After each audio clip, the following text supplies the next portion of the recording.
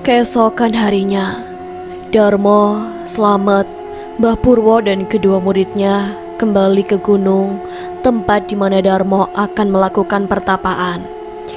Sebelum petang, kelima orang tersebut sudah tiba di sana. Azan maghrib berkumandang. Darmo dan Slamet meminta izin kepada Mbah Purwo untuk sholat terlebih dahulu. Mbah Purwo mengiyakan, sementara ia dan kedua muridnya masuk dulu ke lokasi melewati gerbang utama. Selepas sholat, Slamet pun meyakinkan sekali lagi atas niat Darmo mencari pesugihan itu. "Moh, yakinkan hati dulu, jangan sampai kamu menyesal di kemudian hari," kata Slamet. "Aku sudah mantap, Mat.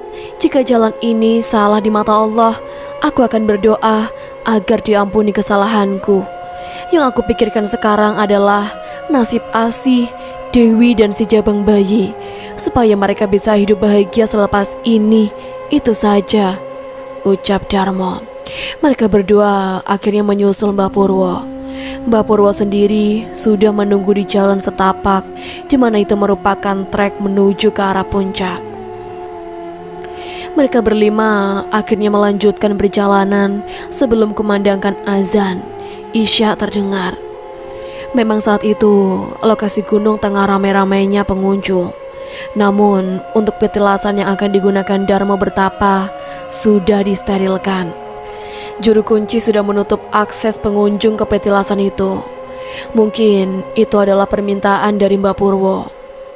Tiba di petilasan, Mbah Purwo mengeluarkan sejumlah barang yang akan digunakan untuk ritual, termasuk sesajen yang sudah disiapkan sebelumnya. Dikelarlah sebuah tikar yang mirip dengan tikar yang kerap digunakan untuk memakamkan jenazah. Demikian dengan dupa, kemenyan, minyak candu, aneka kembang, dan keris pusaka milik Mbah Purwo diletakkan di atas tikar itu. Mbah Purwo kemudian duduk, kemudian memejamkan mata sambil melipatkan kedua tangannya di depan dada. Mulutnya mengeluarkan sejumlah mantra. Tak lama kemudian, angin ribut datang. Pohon-pohon besar di sekeliling mereka berdecit seperti akan tumbang. Namun, angin ribut itu langsung berhenti setelah Mbah Purwo menyudahi ritual dan memanggil Darmo untuk duduk di sampingnya. Mbah Purwo mendekati telinga Darmo dan membisikkan isyarat sesuatu. Kepala Darmo mengangguk, memberi isyarat apa yang Mbah Purwo katakan kepadanya. "Saya tinggal, nanti saya kesini lagi sebelum subuh," kata Mbah Purwo. "Iya Mbah, doakan saya agar mendapat restu," ucap Darmo disusul anggukan kepala Mbah Purwo. Mereka berempat lantas turun meninggalkan Darmo sendirian di petilasan itu. Tiba di pelataran bawah, Mbah Purwo mengajak untuk beristirahat menunggu selesainya pertapaan Darmo. Tepatnya di satu bangunan yang cukup besar di lokasi gunung itu. Slamet yang penasaran kemudian melemparkan beberapa pertanyaan kepada Mbah Purwo. "Mohon maaf Mbah, saya mau tanya, apa Darmo tidak apa-apa ditinggal sendiri? Takutnya kenapa-napa atau mendapat gangguan," ucap Slamet. "Kamu tidak perlu khawatir, penunggu petilasan sudah mengizinkan," kata Mbah Purwo. Cukup lama, akhirnya mereka menunggu Darmo bertapa. Kedua murid Mbah Purwo memutuskan untuk tidur terlebih dahulu, sementara Slamet dan Mbah Purwo tetap terjaga. Sekitar pukul 12:30 malam, angin ribut itu kembali datang. Mbah Purwo kemudian berdiri dan berjalan menjauhi bangunan. Slamet mengikuti langkah Mbah Purwo. "Saya akan menunggu," ucap Mbah Purwo sambil matanya mengarah ke arah petilasan yang tengah digunakan Darmo bertapa di gunung itu. Tak lama kemudian, muncul sebuah kilatan cahaya berwarna kemerahan dari langit dan seperti menuju untuk mendarat ke arah petilasan itu. Slamet pun terkaget. "Apa itu Mbah?" kata Slamet. "Sudah waktunya dia bertemu," kata Mbak Purwo tanpa menjelaskan secara rinci maksud perkataannya. Slamet pun hanya terdiam. Di dalam hati, ia hanya berharap tidak terjadi apapun kepada sahabat karibnya itu. Masalahnya, jika terjadi sesuatu kepada Darmo, maka Slametlah orang pertama yang akan menyesal karena sudah menyarankan Darmo untuk menemui Mbak Purwo. Pukul 3 menjelang subuh, Mbak Purwo mengajak Slamet dan kedua muridnya untuk menemui Darmo. Di perjalanan menjemput Darmo, Slamet merasakan aura berbeda dengan saat pertama kali mengantarkan Darmo ke petilasan beberapa jam lalu. Suara-suara aneh terdengar di telinganya. Suara cekikikan, auman, dan banyak lagi. Suara yang Slamet dengar dan tak pernah hilang dalam ingatannya adalah suara gaib yang mengisyaratkan bahwa Darmo kelak akan menjadi salah satu penghuni di gunung itu. Kancamu ora iso mulih. Kancamu ora iso mulih. Suara itu terus terngiang di pikiran Slamet hingga sampai mereka berempat tiba di petilasan. Melihat Darmo masih tetap duduk bersila membuat hati Slamet tenang. Apa yang ia dengar di perjalanan tadi ternyata tidak terbukti. Awalnya Slamet mengira jika Darmo akan menumbalkan nyawanya sendiri dan mati saat menjalani ritual pertapaan di gunung itu. Mbah Purwo lantas mendekati Darmo yang duduk bersila membelakangi mereka. Beberapa menit ia berdiri di belakang Darmo sebelum membangunkan Darmo dari pertapaannya.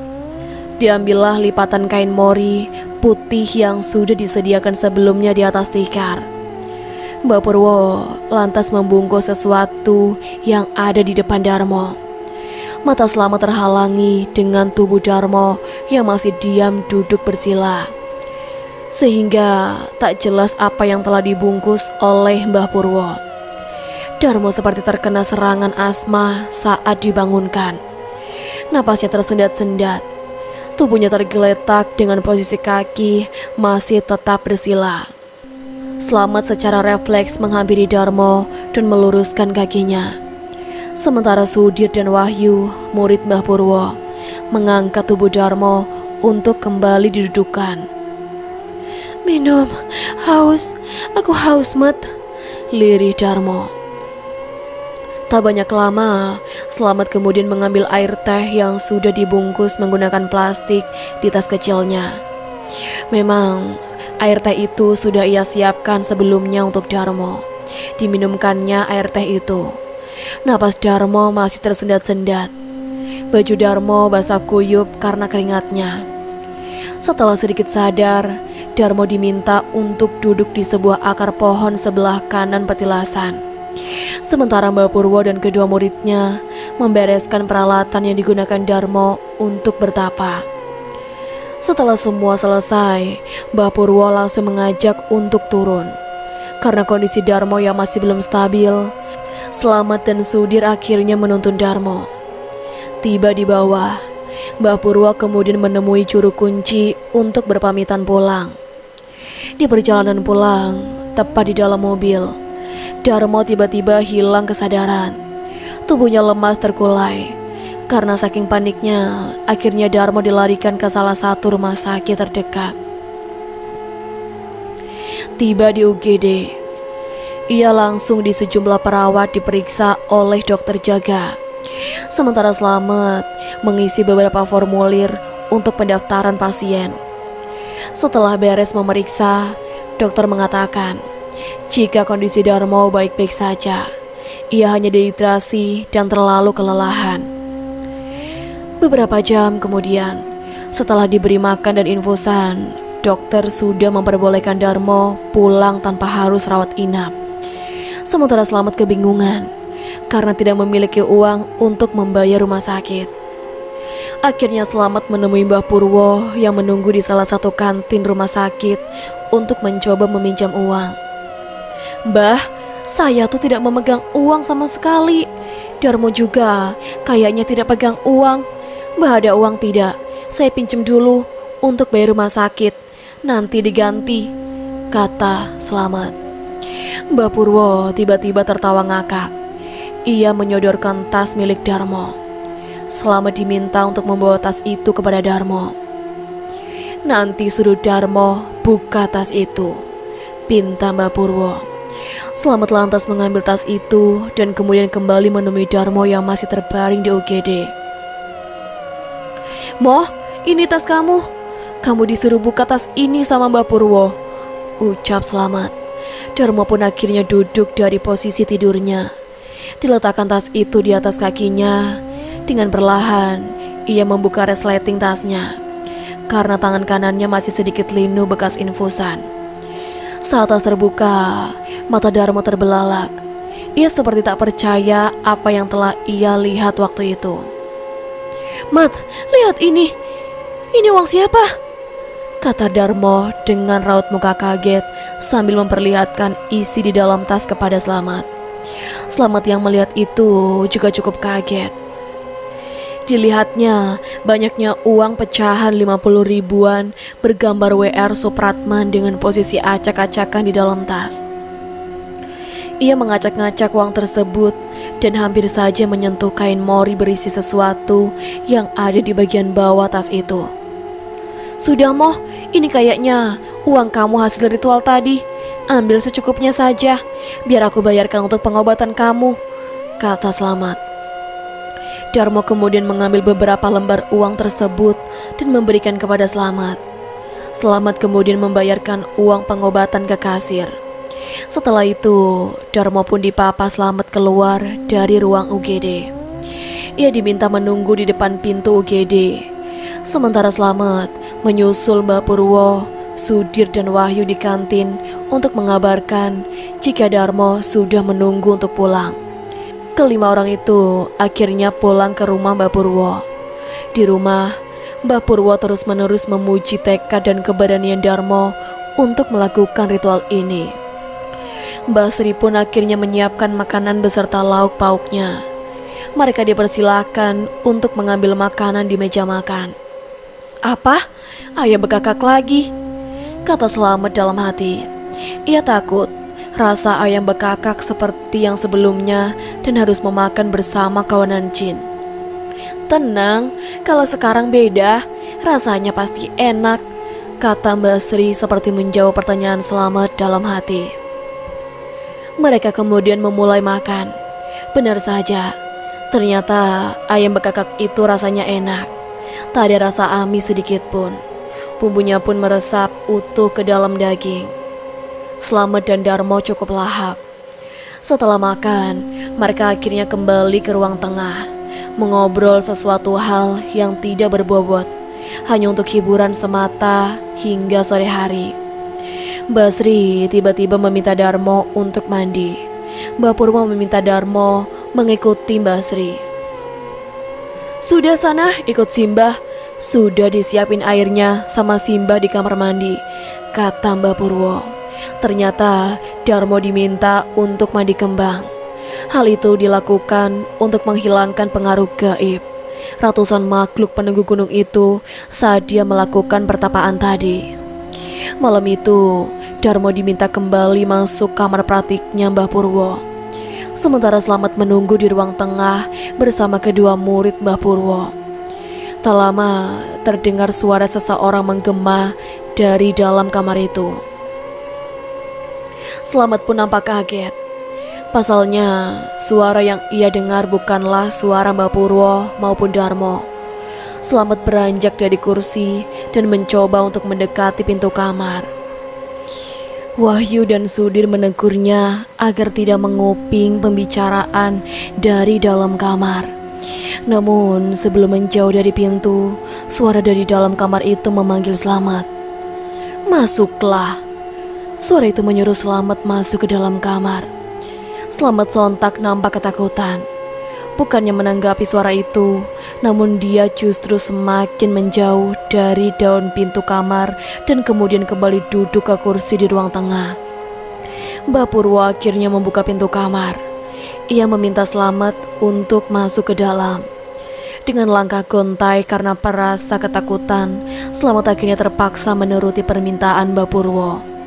Baru kaki kanan dan setengah badannya masuk ke dalam kamar, Slamet tiba-tiba tersentak. Dilihatlah sosok makhluk cukup besar dengan rambut panjang acak-acakan, mata berwarna merah, bertaring, dan memiliki kuku hitam yang panjang. Makhluk itu hanya mengenakan balutan kain lusuh untuk menutupi daerah kemaluannya. Makhluk itu berdiri tepat di depan Darmo. Slamet yang ketakutan akhirnya menutup mata dan menunduk. Tangannya kemudian dipegang Mbak Purwo untuk dituntun lebih dalam masuk ke dalam kamar. Mbak Purwo menyarankan Slamet duduk bersila di belakang Darmo. Terjadilah perbincangan antara Darmo dan makhluk itu. Slamet hanya bisa mendengarkan. Kamu sudah membangunkan aku dari persemedianku. Aku minta kamu harus bisa menyempurnakan tubuhku, pinta makhluk itu kepada Darmo. Sembah-Ki, saya minta maaf. Saya akan melaksanakan permintaan kamu, ucap Darmo. Sediakan sesajen dan darah manusia setiap hari Sabtu Kliwon. Kalau kamu sanggup, apa yang kamu inginkan akan saya turuti. Makhluk itu tertawa menyeramkan. Tak lama, makhluk itu meninggalkan kamar. Mbak Purwo memberikan penjelasan kepada Darmo untuk menyiapkan satu kamar khusus di rumahnya untuk dijadikan sebagai ruangan pemberian sesajen. Kamar itu juga tak boleh dimasuki oleh siapapun, baik istri maupun anak Darmo. Ia juga diminta membuat sebuah kotak penyimpanan dari kayu gaharu asli.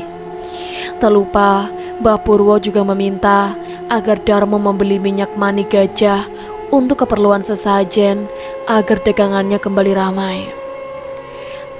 Tapi rumah saya kecil, Mbah. Di rumah sudah tidak ada kamar lagi yang kosong, kata Darmo. Pindahlah rumah, jika tidak kamu mengontrak dulu rumah yang lebih besar dari sebelumnya.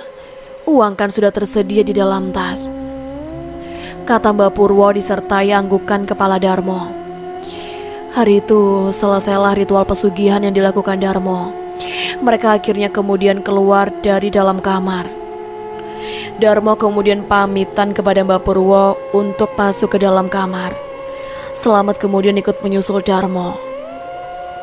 Di dalam kamar, Slamet menanyakan kepada Darmo mengenai sosok makhluk yang ia lihat di dalam kamar praktek Mbah Purwo. Siapa itu tadi, Mok? Dia yang akan membantuku, Met. Dia cenglot bernama Ki. Nama disembunyikan. Astaga, Mok, kamu gila, Mok. Dia saja minta darah manusia. Berarti ada tumbal, Mok. Tenang saja, Met. Kebetulan aku punya teman di PMI. Nanti setiap Sabtu Kliwon, aku akan minta sekantong darah dari dia. Yakin tidak ada tumbal-tumbalan? Jangan sampai kau tumbalkan Asi atau Dewi. Itu saja permintaanku. Keesokan harinya, Darmo dan Slamet akhirnya berpamitan untuk kembali ke rumah. Mbak Purwo berpesan, jika Darmo sukses, jangan lupa untuk kembali ke Cilacap dan menyisikan hartanya kepada warga kurang mampu di sekitar gunung tempat pertapaan Darmo. Darmo pun menyetujuinya. Tiba di rumah, Darmo disambut pelukan Asi. Sementara Slamet langsung berpamitan untuk pulang ke rumah menemui istrinya. Dewi sendiri saat itu tengah jatuh sakit, sehingga Asi bilang kepada Darmo jika hari itu tak berjualan sate karena tak ada yang membantunya di kios. Darmo pun tak mempermasalahkannya. Dewi kemudian keluar dari kamar lalu menghampiri ayahnya yang sedang duduk mengobrol bersama ibunya di ruang tengah. Ia langsung menggeletakkan kepalanya di paha ayahnya. Besok kita cari rumah, Bu. Kita pindah dari sini ya, Nduk, kata Darmo sambil menatap ayahnya penuh harapan. Hah? Uang dari mana, Pak? Uang yang kemarin Bapak berikan ke Ibu mana cukup, kata Asi. Bukalah, Bu. Darmo menyodorkan tas hitam kepada Asi. Asi kemudian membuka tas itu dan terlihat cukup syok. Matanya berkaca-kaca menahan rasa bahagia bercampur tak percaya bisa melihat uang sebegitu banyaknya selama hidupnya. Dari mana ini, Pak? Ya Allah, banyak sekali, kata Asi. Dewi pun akhirnya duduk merebut tas yang tengah dipegang ibunya untuk ikut melihat isi di dalam tas tersebut. Sudah, nanti Bapak ceritakan. Sekarang, ayo kita antar Dewi ke dokter dan periksa kandunganmu, Bu. Mumpung ada uang, pinta Darmo. Di dalam perjalanan pulang, selama terus memikirkan Darmo, ia masih tak percaya Darmo melakukan hal konyol itu. Tapi nasi sudah menjadi bubur. Darmo sudah menyetujui perjanjiannya dengan setan itu. Yang bisa ia lakukan, ia hanya akan terus mengingatkan Darmo untuk tak pernah telat menyediakan sesajen di hari Sabtu Kliwon. Ia khawatir jika Darmo lupa, maka akan ada malapetaka yang mengancam keluarga Darmo. Sebulan kemudian, Darmo sudah pindah rumah. Rumah yang ia tempati kini lebih besar dari yang sebelumnya. Meski ia dan keluarganya masih mengontrak, sementara rumahnya yang dulu ia kontrakan. Kehadiran anak kedua Darmo, Ahmad, membuat kebahagiaan Darmo semakin lengkap. Terlebih, rupiah demi rupiah terus menghampiri kehidupan Darmo. Pesugihan yang ia jalani nampak tak memiliki efek buruk bagi kehidupannya. Hingga pada akhirnya, usaha yang dirintis Darmo pun kian berkembang. Usaha satenya semakin bertambah besar. Ia pun membuka cabang di beberapa kota di Pulau Jawa. Ia juga merintis bisnisnya ke bidang lain.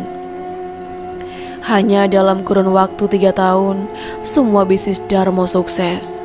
Selamat pun ditunjuk sebagai orang kepercayaan untuk ikut mengelola bisnisnya.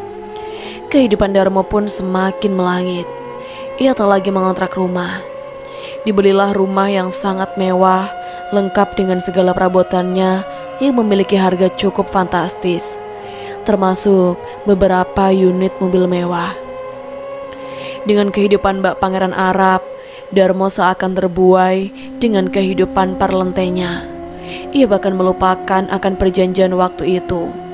Ia tak lagi berkunjung Cilacap untuk menemui Mbah Purwo dan membantu warga di sekitar gunung tempat ia menjalani ritual pesugihannya. Padahal beberapa kali Slamet sering mengingatkan, namun Darmo nampak acuh. Hal ini dipicu karena Darmo meyakini jika pesugihan itu tak akan memberikan efek buruk bagi keluarganya. Hingga pada suatu saat, Darmo jatuh sakit. Beberapa kali ia masuk rumah sakit, namun penyakitnya itu tak kunjung sembuh. Slamet yang khawatir berinisiatif menemui Mbah Purwo untuk menanyakan perihal sakit yang diderita Darmo. Tiba di rumah Mbah Purwo. Awalnya kunjungan Slamet ditolak. Hal ini lantaran Mbah Purwo terlanjur sakit hati dengan keduanya. Namun Slamet tak menyerah. Ia terus memohon-mohon agar Mbah Purwo menerima kunjungannya dan menceritakan apa yang sedang dialami Darmo. "Mbah, saya mohon, tolonglah Darmo. Saya tahu jika sakitnya ini karena kemungkinan Darmo melanggar perjanjian," kata Slamet. "Sudah tidak ada waktu lagi untuk memperbaikinya. Percuma," jawab Mbah Purwo. "Darmo harus bagaimana, Mbah? Kasihan teman saya. Tubuhnya kurus dan kesulitan berjalan," sambung Slamet. "Begini saja, sarankan temanmu untuk jujur kepada keluarganya. Jika tidak, maka peliharaan dia yang akan mengambil anggota keluarganya satu persatu," jawab Mbah Purwo. "Jadi akan ada tumbal, Mbah?" kata Slamet kebingungan. "Ya begitulah, perjanjian dia dengan peliharaannya untuk menyempurnakan tubuhnya tidak dia tepati. Maka itu adalah konsekuensinya," kata Mbah Purwo. Slamet yang mendapatkan informasi itu akhirnya kembali menemui Darmo. Di kamarnya, ia menceritakan agar Darmo segera memberitahu bahwa pesugihan yang ia jalani kepada seluruh anggota keluarga. Namun Darmo menolaknya. "Enggak mungkin, Met. Apa kata Asi nanti?" "Tapi ini semua demi keluarga kamu, Mok. Kalau tidak, makhluk itu akan mengambil nyawa anak dan istrimu satu persatu. Aku gak percaya, Mok, karena perjanjiannya tidak seperti itu. Anak dan istriku tidak aku tumbalkan. Darmo pun akhirnya jujur kepada Slamet. Ia mengatakan sejak 6 bulan ini makhluk itu tak lagi mendapat jatah darah di hari Sabtu Kliwon. Hal ini lantaran ia tak bisa lagi mendapatkan darah di PMI. Sebab teman yang sebelumnya bekerja di PMI dipecat karena ketahuan sering mengeluarkan kantong darah tanpa prosedur yang jelas. Itu pun akibat ulah Darmo sendiri. Sejak saat itu memang makhluk itu sering menerorku. Tapi dia meminta darahku sendiri, bukan anak dan istriku. Jujur saja, Met, aku sering memberikan darahku sendiri kepada makhluk itu, kata Darmo. Awalnya berjalan seperti biasa, tapi lama-kelamaan istriku curiga. Setiap aku keluar dari kamar itu atau kamar khusus pemujaan, aku selalu terlihat pucat. Dan istriku melarangku lagi memasuki kamar itu, sambung Darmo. Istrimu tahu, kata Slamet. Belum, tapi dia sudah mulai curiga karena hanya setiap Sabtu Kliwon aku masuk ke kamar itu, ucap Darmo. Darmo pun meminta Slamet agar mencari akal agar Slamet bisa mencari stok darah dari PMI lain, sehingga Darmo bisa terlepas dari teror makhluk itu. Namun ternyata Slamet terus-menerus menemukan jalan buntu. Bulan demi bulan, tubuh Darmo semakin mengurus. Ingin rasanya Slamet membuka tabir kegelapan Darmo kepada Asi, menyelamatkan keluarga Darmo atas perbuatan temannya itu sendiri. Namun Slamet tak sampai hati. Khawatir Asi akan kecewa dan meninggalkan Darmo dengan kondisi yang masih sakit seperti itu. Saat itu Darmo kembali dibawa ke rumah sakit karena kondisi kesehatannya semakin memburuk. Kebetulan anggota keluarga Darmo saat itu sudah lengkap. Dewi saat itu sedang berada di rumah. Sejak ayahnya sakit, Dewi memang jarang pulang karena kesibukan kuliah kedokterannya di Fakultas Kedokteran di salah satu universitas Yogyakarta. Darmo akhirnya menjalani rawat inap di rumah sakit, ditemani Asi dan Ahmad. Sementara Dewi diminta untuk menjaga rumah. Slamet pun diminta Asi mengantarkan Dewi untuk pulang ke rumah. Om Slamet, temani Dewi ya. Dewi takut, Om, pinta Dewi saat menuju pulang ke rumah dengan Slamet menggunakan mobil milik Darmo. Loh, kenapa? Tumben? Tanya Slamet. Pokoknya nanti Dewi cerita, kata Dewi. Slamet pun tak heran. Sepengetahuannya, Dewi sendiri merupakan gadis yang pemberani. Ia pun merasa aneh saat Dewi memintanya untuk menemani di rumah. Padahal di rumahnya ada 2 asisten rumah tangga dan juga seorang satpam. Tiba di rumah, Dewi menceritakan alasan ketakutannya kepada Slamet. Sejak pulang ke rumah, Dewi merasa jika rumahnya kehadiran penunggu dari alam yang berbeda. Dewi mengatakan jika sering melihat sosok tinggi besar setengah bugil dengan rambut panjang compang-camping. Sosok itu sering mondar-mandir di ruang atas dekat kamar yang tak boleh ia masuki oleh ayahnya. Cerita itu membuat kaget Slamet. Tentu saja Slamet mengetahui sosok itu adalah siapa. Sebab beberapa tahun sebelumnya ia sempat bertemu saat mengantarkan Darmo menjalani ritual pesugihan. Mungkin itu cuma halusinasi kamu saja, Ndok, kata Slamet menenangkan Dewi.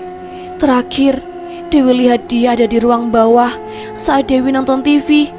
Terus dia naik lewat tangga. Dewi buntutin tuh, Om. Ternyata dia masuk ke kamar yang Bapak selalu melarang siapa saja memasukinya, ucap Dewi. Sudah hampir 4 hari Darmo dirawat di rumah sakit. Slamet kemudian meminta izin kepada Asi untuk membawa Siti, istrinya, menginap di rumah menemani Dewi. Sebab Slamet tak tega harus meninggalkan istrinya sendirian di rumah selama berhari-hari. Apalagi anak satu-satunya Slamet kerja di luar kota dan hanya sebulan sekali menyempatkan diri pulang ke rumah. Malam itu suasana di rumah Darmo cukup mencengkam. Padahal dengan adanya 6 orang di rumah itu itu, rumah Darmo seharusnya ramai. Tapi ini justru sebaliknya. Dewi, Slamet, Siti memutuskan untuk menonton TV bersama di ruang keluarga sambil berbincang-bincang ala kadarnya. Malam itu sekitar pukul 11, tiba-tiba pintu depan ada yang mengetuk. Tok, tok, tok. Dewi, Bapak pulang. Kamu di dalam kan? Tolong bukain pintu. Sontak ketiganya yang tengah asik menonton TV kaget, karena yang mereka dengar adalah suara Darmo. Om, Bapak itu kok gak ngasih kabar mau pulang sekarang? Kata Dewi. Tanpa berlama-lama, Dewi dan Darmo melangkah menuju pintu depan. Saat pintu dibuka, ternyata tak ada siapa-siapa.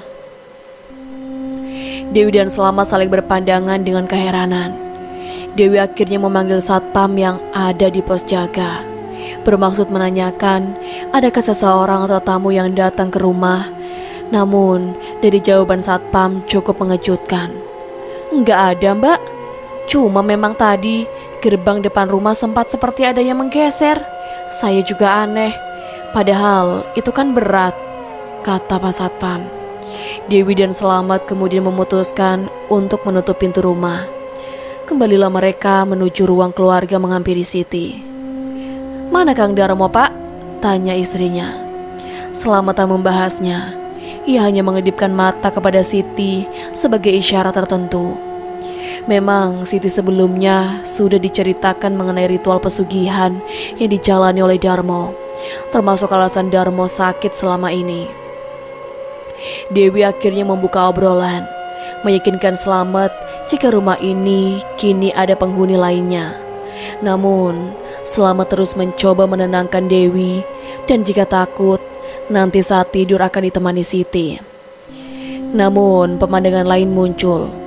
Dewi seketika melihat makhluk yang sebelumnya ia ceritakan dan tengah berjalan di luar rumah.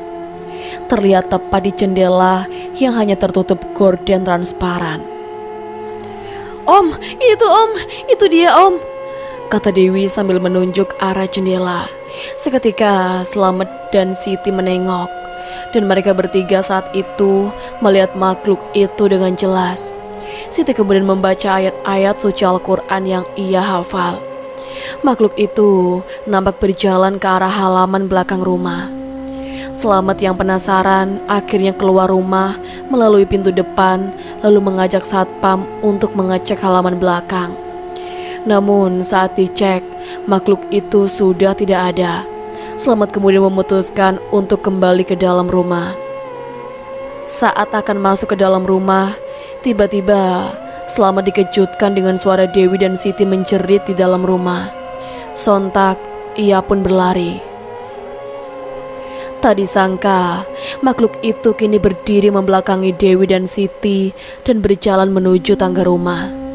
Jeritan Dewi semakin histeris dan mengundang dua asisten rumah tangga keluar dari dalam kamar. Sosoknya sangat jelas. Bahkan dua asisten rumah tangga Darmo ikut melihatnya. Slamet kemudian memanggil lagi satpam. Ia kemudian mengecek ruangan demi ruangan di lantai atas. Tapi makhluk itu lagi-lagi sudah menghilang. Slamet dan satpam akhirnya turun ke lantai bawah di ruang keluarga. Dewi masih menangis karena ketakutannya dan sedang ditenangkan oleh Siti dan dua asisten rumah tangganya. Darahku.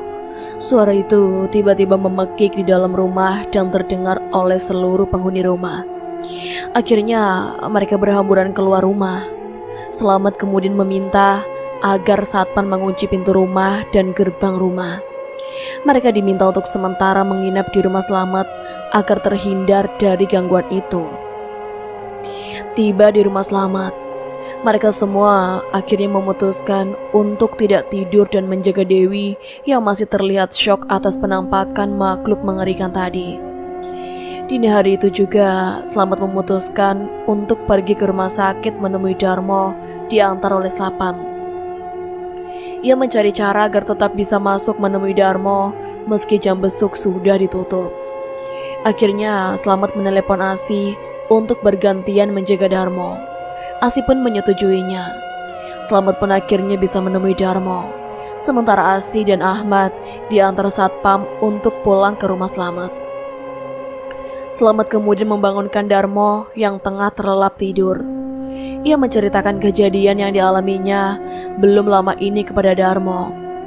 Ternyata esok hari adalah hari Sabtu Kliwon, di mana makhluk itu harus meminum darah sebagai syarat wajib yang sudah disetujui oleh Darmo kala itu. Darmo pun berniat untuk pulang pada siang hari. Namun, Slamet tak mengizinkan karena kondisinya belum pulih. Tapi Darmo mengkhawatirkan keluarganya. Ia takut jika makhluk itu nekat mengambil darah anak atau istrinya. Slamet pun bilang jika anak dan istri Darmo sudah diungsikan terlebih ke rumahnya. Dengan begitu, Slamet meminta agar Darmo tak perlu mengkhawatirkannya. Maka dari itu, Darmo akhirnya tetap menuruti permintaan Slamet untuk melanjutkan perawatannya di rumah sakit. Tapi perjanjian adalah perjanjian. Makhluk itu tetap mencari Darmo. Tepat di hari Sabtu Kliwon malam, makhluk itu datang menemui Darmo di rumah sakit. Ia menagih janji Darmo. Darmo pun mengirimkan SMS kepada Slamet yang tengah mencari makan untuk segera pulang ke rumah. "Mat, tolong kamu pulang sekarang ke rumah. Jaga anak-anak dan Asi. Makhluk ini sudah di sini," tulis Darmo dalam SMS-nya. Mendapat SMS itu, Slamet akhirnya lari menuju ruangan di mana Darmo dirawat. Tiba saat akan membuka pintu, Slamet melihat sosok itu sedang berdiri di samping Darmo. Darmo dan makhluk itu seperti sedang berbicara. Tiba-tiba, makhluk itu melihat ke arah Slamet. "Pulang, Mat, pulang sekarang." Dengan nada tinggi, Darmo meminta Slamet segera pulang. Tanpa banyak lama, Slamet akhirnya pulang ke rumah. Ia meminta agar seluruh orang yang ada di rumahnya berkumpul dan mendoakan Darmo. Asi pun bertanya-tanya dengan sikap Slamet. Apalagi ia pulang ke rumah dengan meninggalkan Darmo sendirian di rumah sakit. "Ada apa ini, Mas Slamet? Dan Mas Darmo kenapa? Kok ditinggal sendiri?" tanya Asi dengan panik. Slamet terpaksa berbohong saat menjawab pertanyaan Asi. Ia bilang jika Darmo saat ini sedang tidur dan tidak terjadi apa-apa. Hanya saja ia meminta agar semuanya mendoakan Darmo agar lekas diberikan kesembuhan. Asi pun nampak menerima alasan Slamet meski masih sedikit ragu dan mencurigai jika suaminya sedang tidak baik-baik saja. Setelah bersama-sama mendoakan Darmo, mereka semua lantas tertidur. Hanya Asi dan Slamet yang masih terjaga. Sekitar pukul 5 subuh, suara ponsel Asi berdering. Asi terkejut saat diberi kabar jika Darmo menghilang dari rumah sakit. Darmo diketahui menghilang saat perawat akan mengambil sampel darah yang terjadwal setiap pagi. Mendengar kabar itu, Asi histeris. Ia meminta Slamet untuk segera mengantarkan ke rumah sakit. Tanpa membangunkan yang lainnya, Slamet dan Asi akhirnya menuju rumah sakit. Di rumah sakit, kejadian hilangnya Darmo dijelaskan oleh dokter jaga. Petugas keamanan di rumah sakit juga sudah mencari di seluruh ruangan dan sudut rumah sakit. Namun, Darmo tetap tidak ketemu. Asi dan Slamet diminta untuk mencari. Siapa tahu Darmo pulang ke rumah. Slamet pun kemudian menelepon Siti. Ia meminta istrinya, anak Darmo, asisten rumah tangga Darmo dan satpamnya untuk kembali ke rumah Darmo dan mencari keberadaan Darmo. Sementara Asi dan Slamet membayar tagihan rumah sakit dan menandatangani surat tertentu yang menekankan jika ada apa-apa terhadap Darmo, maka bukan menjadi tanggung jawab rumah sakit lagi. Hingga Asi dan Slamet pulang, Darmo pun tak kunjung ditemukan. Saat itu juga, Slamet kemudian kembali ke Cilacap, bermaksud mencari Darmo. Ia khawatir Darmo dibawa ke lokasi asal muasal makhluk itu, yakni di gunung itu. Tanpa sowan dulu ke rumah Mbak Purwo, Slamet kemudian mencari Darmo di gunung itu. Namun ternyata hasilnya nihil. Ia lantas terduduk di salah satu batu di gunung itu. Tapi ia mendengar suara yang mirip temannya itu memanggil-manggil namanya dengan lirih seperti tertiup angin. "Mat, tolong aku, Mat." Slamet yang mendengar itu kemudian berteriak-teriak memanggil nama Darmo. Tapi tetap saja tidak Darmo tidak muncul juga. Di telinga Slamet, suara Darmo meminta tolong terus-menerus terdengar. Hingga pada akhirnya ia baru teringat jika saat mengantarkan Darmo melakukan ritual pertapaan beberapa tahun lalu, ada banyak makhluk tak kasat mata yang memberikan isyarat jika Darmo akan menjadi salah satu penghuni di gunung itu. "Kancamu ora iso muli, kancamu ora iso muli." Itu yang terngiang-ngiang dalam benak Slamet. Karena dirasa ada yang tidak beres, Slamet akhirnya turun dari gunung itu dan kemudian menemui Mbak Purwo. Di rumah Mbak Purwo, Slamet menceritakan apa yang telah terjadi. Namun Mbak Purwo mengatakan jika semuanya sudah terlambat. Slamet pun kemudian pulang dan masih optimis jika Darmo masih hidup. Ia berkeliling kota Cilacap seharian penuh untuk mencari keberadaan Darmo, mulai dari tempat-tempat yang pernah ia dan Darmo kunjungi waktu itu. Namun usahanya sia-sia. Darmo masih saja belum ditemukan. Slamet yang sudah merasa putus asa kemudian pulang ke rumah Darmo. Ia tiba sekitar pukul 11 malam. Tak disangka bendera kuning sudah terpasang di depan pagar rumah Darmo. Sejumlah tetangga sudah berkerumunan di rumah sahabatnya itu.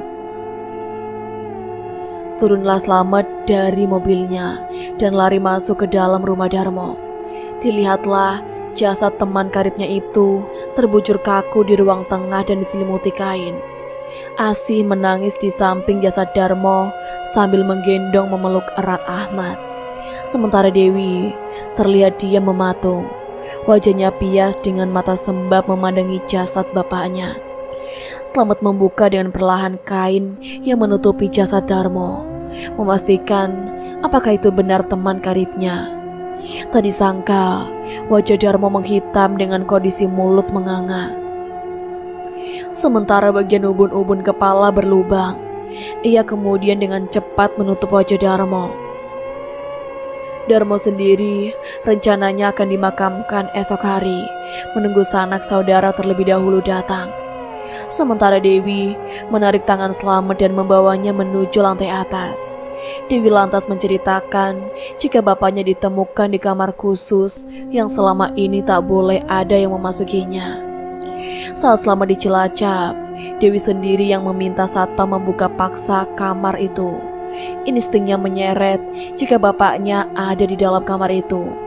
Benar saja, saat satpam berhasil menjebol pintu kamar, Darmo sudah ditemukan tergeletak di antara peralatan sesajen. Tubuhnya menghitam dan kepalanya berlubang. Anehnya, tak ada satupun bercak darah di lantai ataupun di karpet yang ada di kamar itu. "Tolong dijawab jujur, Om. Bapak sebenarnya melakukan apa selama ini?" tanya Dewi sambil menahan isak tangis. Tapi Slamet tak menjawabnya. Ia khawatir Dewi akan kecewa jika mengetahui bapaknya melakukan hal yang paling dilarang dalam agama. Sebulan setelah Darmo dimakamkan, barulah Slamet angkat bicara kepada keluarga Darmo. Ia menceritakan kronologi secara detail dan sebab Darmo melakukan pesugihan jenglot itu. Semuanya terkaget, namun hanya Asih yang biasa-biasa saja. Ternyata Asih sudah mengetahui jika mendiang suaminya melakukan hal yang menyimpang. Karena dalam pengakuannya, beberapa kali Asih memergoki Darmo melakukan ritual di kamar itu. Tapi Asih tidak bisa berbuat banyak, dan apa yang dikhawatirkan Asih semuanya telah terjadi. Sejak kepergian Darmo, semua kembali seperti awal. Bisnis yang sebelumnya dirintis Darmo terus-menerus mengalami penyusutan. Kerugian sudah tak terhindarkan lagi. Semua aset, harta benda dijual untuk menutupi hutang perusahaan. Anak dan istri Darmo kini menderita lagi. Dewi sendiri tak bisa meneruskan cita-citanya sebagai dokter.